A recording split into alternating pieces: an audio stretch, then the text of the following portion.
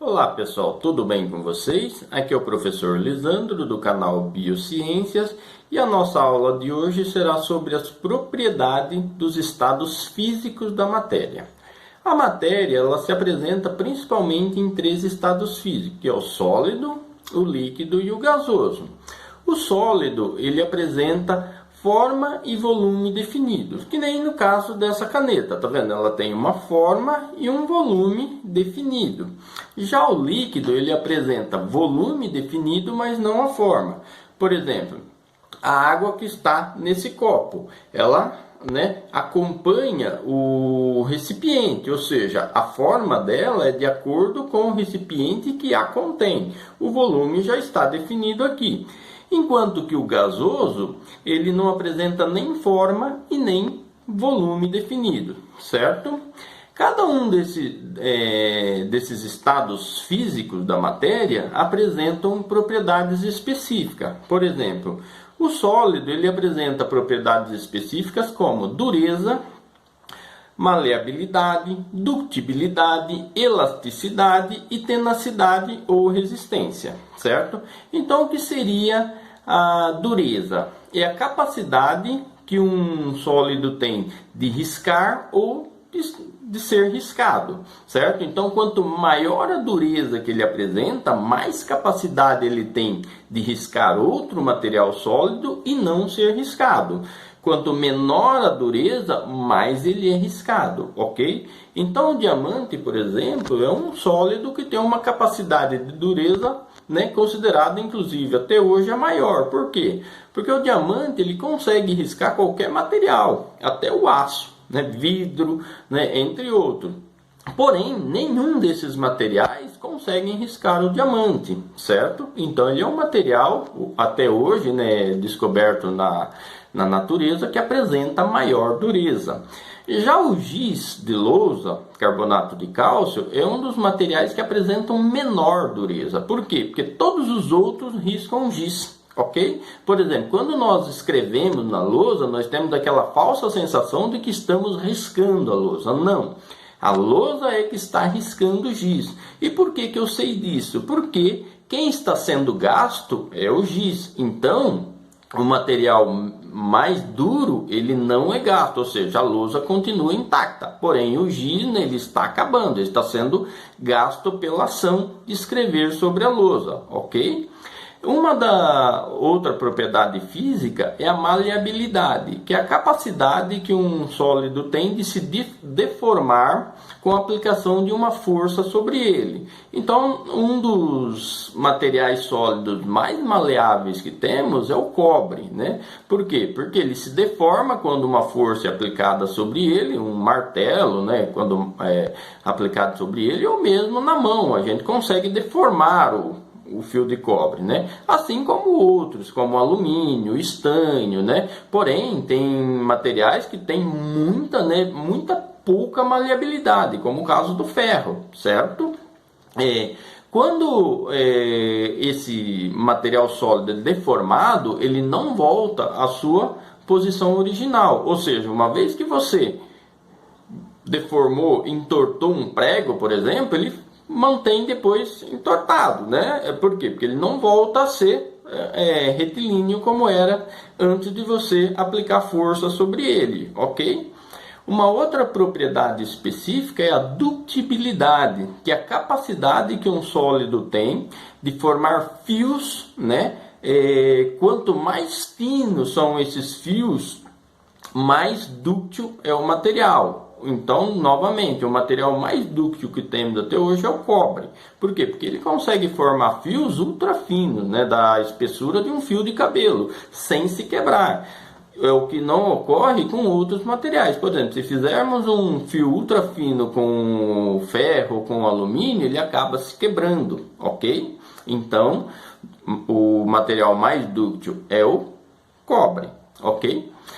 Outra propriedade específica é a elasticidade, é a capacidade que um sólido tem de se esticar quando uma força é aplicada sobre ele. Por exemplo, o elástico ele é mais ele tem mais elasticidade do que a borracha, por exemplo. Então, ó, vou pegar um elástico aqui, né? Então, ó, olha como ele estica, né? E volta ao normal, tá vendo? Então essa propriedade física chama-se elasticidade, porque ele estica quando eu coloco uma força, mas quando eu tiro essa força ele volta ao normal. Já uma borracha, né, de apagar, ela tem menos elasticidade, tá vendo? Eu tenho que pôr bastante força para ela apenas, né, ficar um pouquinho fora, né, do tamanho, e ela volta também quando essa força cessa, ok?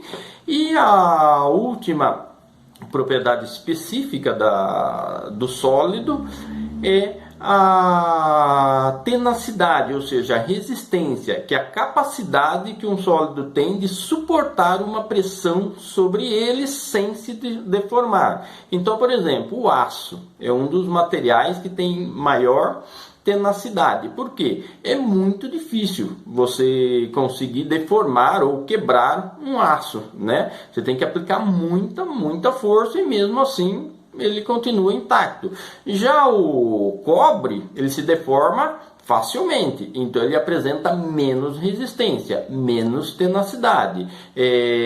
O barro, menor ainda, né? Porque você consegue quebrar, inclusive, assim como o vidro, ok? Então essas são as propriedades específicas da matéria sólida. Agora vamos falar das propriedades específicas da matéria líquida, que são duas: volatilidade e viscosidade. O que é volatilidade? É a facilidade que um líquido apresenta de se evaporar à temperatura ambiente. Então, por exemplo, se eu colocar um copo de água, um copo de óleo de soja e um copo de álcool na temperatura ambiente, em um determinado local, o que eu vou perceber? Que o álcool se evapora primeiro, portanto ele é mais volátil. Depois vem a água e por último o óleo de soja. Então o óleo de soja é considerado um material, né, um líquido com pouca volatilidade, entendido? A outra propriedade física, né, específica do líquido é a viscosidade, que é a resistência que um líquido apresenta ao escoamento, né? Então, por exemplo, a água ela apresenta menos viscosidade do que o óleo de soja, né? E o óleo de soja, por sua vez, apresenta menos viscosidade do que o mel, né? Então, quando você vai derrubar, por exemplo, eu tenho aqui a água, né? Então, ó, como que eu vejo a viscosidade? Eu pego a água e vou derrubar sobre um outro vasilhame, ó, tá vendo? Ela tem pouca viscosidade, ou seja, não ficou quase nada aqui. Já o óleo de soja, ele tem maior viscosidade, ó. Eu vou, né? Tá vendo, ó, olha como demora para, né? Para terminar, né? Então, ele apresenta maior viscosidade do que a água, entendido? E o estado gasoso também apresentam duas características, ou seja, propriedades específicas, que é a compressibilidade e a expansibilidade, né? Essas duas propriedades específicas, elas sofrem influência da temperatura, né? Elas podem sofrer influência tanto da temperatura quanto da pressão. Por exemplo, quanto maior a temperatura, mais um gás se expande. Quanto menor a temperatura, mais ele se comprime, certo? E mesmo numa temperatura ambiente, por exemplo, eu tenho um gás numa certa expansão, certo?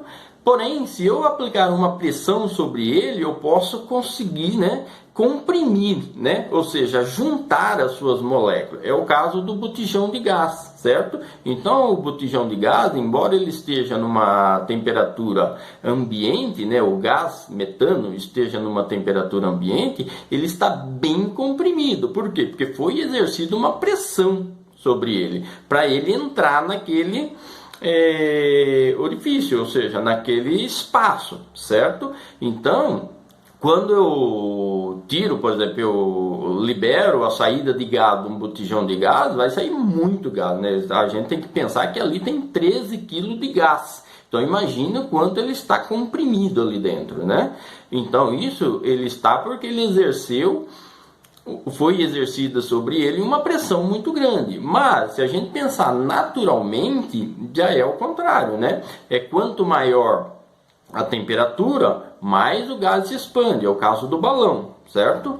Então, você pega um balão, ele tem gás lá dentro, gás oxigênio, nitrogênio, porém ele está murcho, né? Ele está meio caído. Aí você pega um fogareiro, né? Começa a incendeia esse fogareiro começa a aquecer o ar, e aí o que acontece? O balão começa a se expandir, ou seja, né? Por quê? Porque o ar que está ali dentro, ele se expande e faz com que o balão pareça cheio. Na verdade, é a mesma quantidade de ar que já existia. Correto? Uma experiência que vocês podem fazer em casa para ver a compressibilidade e a expansibilidade de um gás é encher uma bexiga. Você enche a bexiga e ela está expansiva, né? Ela se expandiu, certo? Você pega essa mesma bexiga e coloca dentro da geladeira. Daí 2, 3 horas você tira, você vai ver que ela murchou. Então, nós temos aquela impressão de que vazou gás. Não, não vazou gás. O gás se comprimiu porque a temperatura diminuiu, ok? Então, essa é a nossa aula de hoje. Qualquer dúvida, vocês podem se inscrever aqui embaixo, né? Escrever que eu responderei com o maior prazer. Curta o nosso canal, compartilhe e se inscreva. Muito obrigado. Até a próxima.